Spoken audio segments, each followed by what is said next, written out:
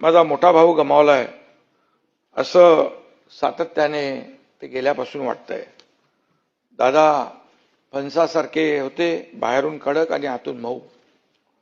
सभापती महोदय, दादांच्या बोलण्यात ग्रामीण बाज होता, आवाज राकट पण गोड होता. एकनाथराव ही दादांच्या स्टाईलची हाक माझ्या कानात आजही घुमते आहे.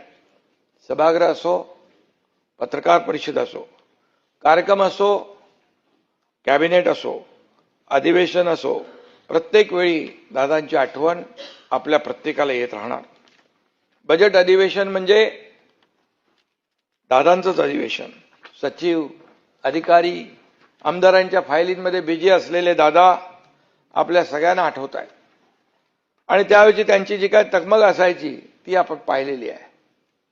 आणि इथं खरं म्हणजे खालच्या सभागृहात जयंतरावांनी 10 वेळा, सुशील कुमार शिंदेनी 9 वेळा अर्थसंकल्प सादर केला.